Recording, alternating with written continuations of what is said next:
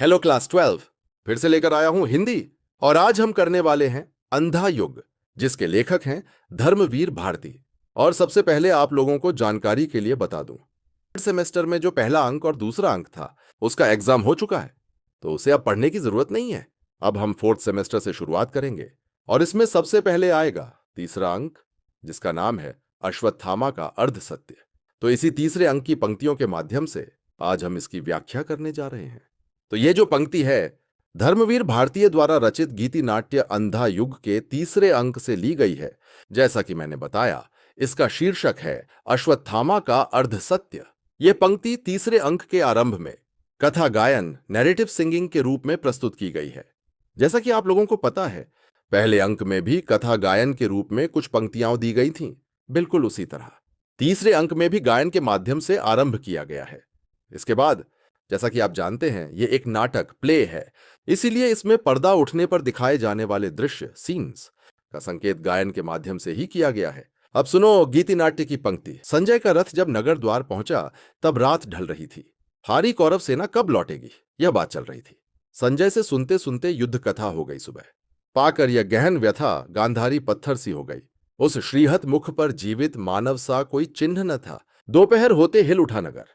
खंडित रथ टूटे छकड़ों पर लदकर लौट रहे थे।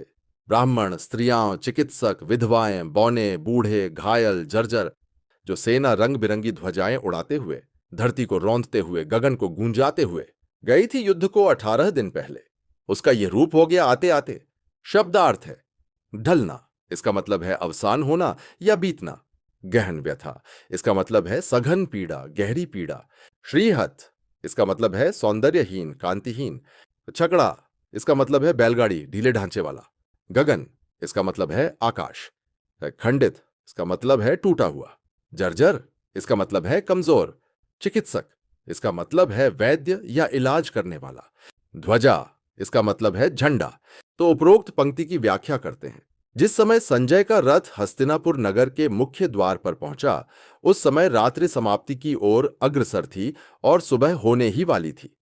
सभी नगरवासियों में इसी बात की चर्चा हो रही थी कि कौरवों की सेना पराजित तो हो चुकी है, पर पता नहीं कब तक लौट आएगी। जब संजय नगर में आए तो उनके मुख से युद्ध का दुखद समाचार सुनकर नगरवासियों के चेहरों पर व्यथा घिर आई थी। अब सुबह हो चुकी थी। यह हृदय विदारक समाचार सुनकर कि दुर्योधन पराजित होकर अपनी प्राण रक्षा के लिए भाग गया है, गांधारी पत्थर के समान जड़वत हो गई। उनके दुख की कालिमा से घिरे हुए उदास मुख पर जीवन का कोई चिन्ह शेष नहीं रह गया था, अर्थात वह जीवित होते हुए भी मृतक के समान हो गई थीं। तो बच्चों, जैसा कि आप लोगों को पता है, महाभारत के 18वें दिन की संध्या से अंधा युग नाटक का वर्णन किया गया है।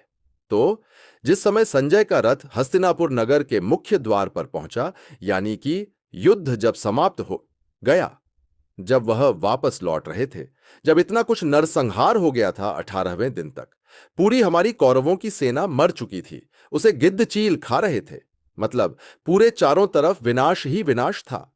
तो इस समय जब धृतराष्ट्र अपने महल में प्रतीक्षा करते रहते हैं कि संजय कब आएंगे और मुझे खबर देंगे, उस समय का वर्णन है।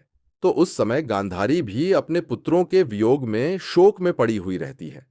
जब उन्हें पता चलता है कि इतने सारे पुत्र थे मेरे, 101, जिसमें से 100 पुत्रों का विनाश हो चुका है, वे मर चुके हैं, तो किस तरह का समय था वह, कैसे, किस तरह से उन लोगों ने इस चीज को झेला, उसी चीज का वर्णन किया गया है इसमें। तो किस तरह से महाभारत का 18वां दिन, उसके बाद से जो पीड़ा दी सबको, कौरवों वालों को, कौरवों के माता पिता धृतराष्ट्र और गांधारी को, उसका वर्णन किया गया है। यह तो हम सब जानते हैं कि कौरवों की सेना बहुत उद्यमी थी, लेकिन उसके निर्णय भी बहुत अच्छे नहीं थे। दुर्योधन के निर्णय बहुत अच्छे नहीं थे, इसलिए महाभारत का युद्ध लड़ना पड़ा। लेकिन चारों तरफ आखिर हुआ तो विनाश ही विनाश। आगे की पंक्तियों की तरफ चलते हैं। दोपहर होते होते कौरव नगरी में एक अजीब दृश्य उपस्थित हो गया।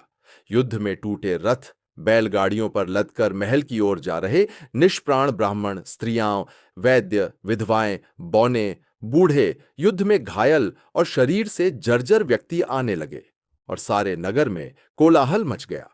कौरवों की जो अपराजेय सेना विविध रंगों की पताकाएं फहराए हुए धरती को अपने पदाघात से रौंदते हुए और अपने भीषण अट्टहास से आकाश को कंपाते हुए 18 दिन पहले इसी मार्ग से युद्ध के लिए गई थी, लौटते लौटते उसकी यह दुर्गति हो गई है।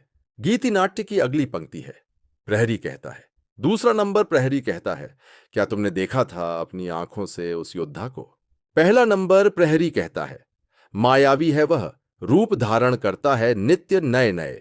बंद कर दिया जब रक्षक गण ने नगर द्वार, धारण कर रूप एक गिद्ध का, बंद नगर द्वारों के ऊपर से उड़कर चला आया और लगा खाने छत पर सोए बच्चों को।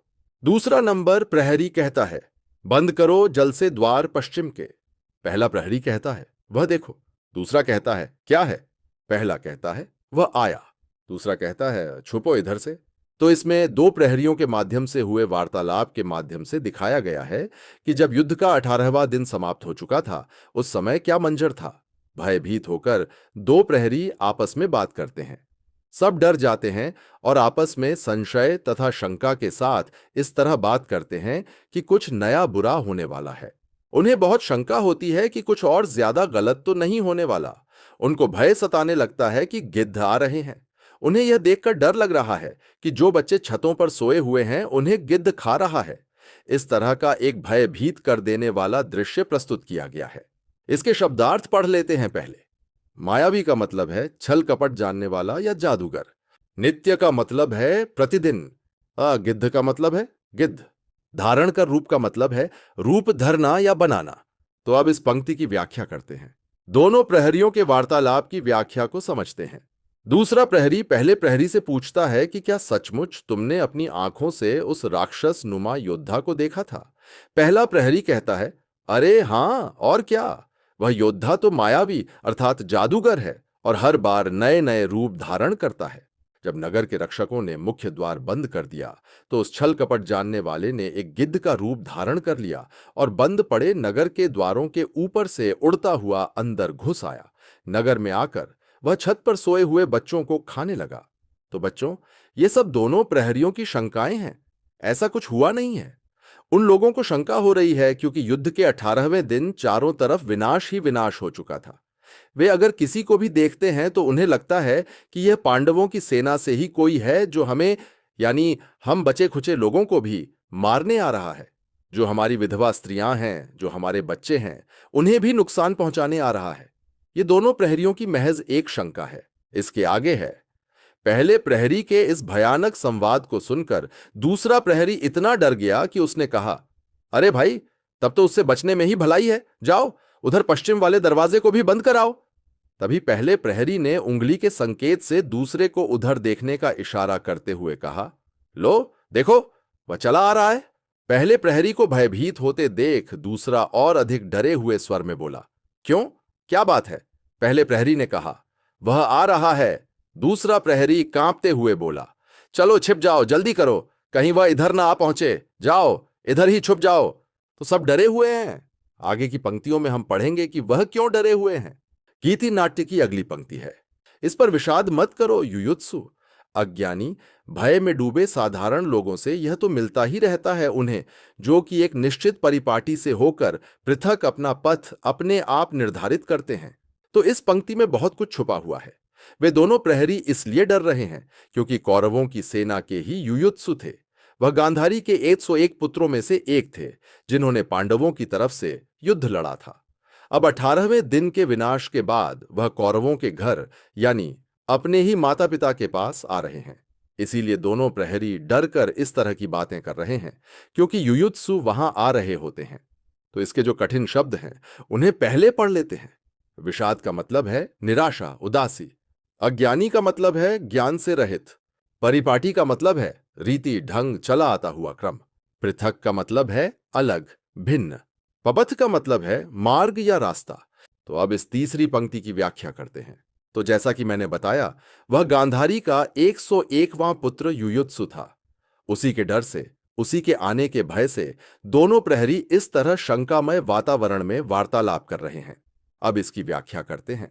विदुर युयुत्सु से कहते हैं, मैं यह मानता हूं कि तुमसे भयभीत होकर ही नगरवासियों ने तुम्हें राक्षस और शिशु भक्षी कहा है, परंतु तुम्हें इसका दुख नहीं करना चाहिए। यह एक कटु सत्य है कि जो लोग अपने बुद्धि बल और शुद्ध हृदय से अपने मार्ग का निर्धारण स्वयं करते हैं और समाज द्वारा स्वीकृत रीति का परित्याग करके अपना रास्ता स्वयं बनाते हैं, उन्हें सदैव समाज के अज्ञानी, भय से त्रस्त और साधारण लोगों से तिरस्कार और अवहेलना ही मिलती है। इसलिए समाज क्या कहता है, उसकी परवाह मत करो। तुमने अपने मार्ग का निर्धारण स्वयं किया है, इसलिए तुम्हारे प्रति समाज का ऐसा व्यवहार होना ही था। तो विदुर कहते हैं कि अगर समाज के लोग तुम्हारे आने पर कहते हैं कि तुम भक्षी हो, कि तुम छत पर सोए बच्चों को खा जाओगे, कि हमारा दुश्मन आ रहा है, तो इसमें कुछ गलत नहीं है। ऐसा इसलिए है क्योंकि तुमने अपने माता पिता का साथ न देकर, अपने भाइयों का साथ न देकर पांडवों की सेना की तरफ से लड़ाई लड़ी थी। इसीलिए यदि तुम्हारा इस तरह तिरस्कार हो रहा है तो यह कोई अनहोनी बात नहीं है। तुम्हें यह समझ लेना चाहिए कि अगर तुम्हारे साथ ऐसा हो रहा है तो इसमें कोई अन्याय की बात नहीं है। इस तरह का रास्ता तुमने स्वयं ही अपने लिए चुना था। तो बच्चों, गीति नाट्य की ये 3 पंक्तियां यहीं समाप्त होती हैं। इसके शब्दार्थ और व्याख्या मैंने आपको दे दिए हैं। अश्वत्थामा का अर्ध सत्य से गीति नाट्य की 3 पंक्तियां पूरी हो चुकी हैं और 4, 5 और 6वीं पंक्तियां बाकी हैं, जो अगले वीडियो में जाएंगी, क्योंकि यह वीडियो बहुत लंबा हो जाता है।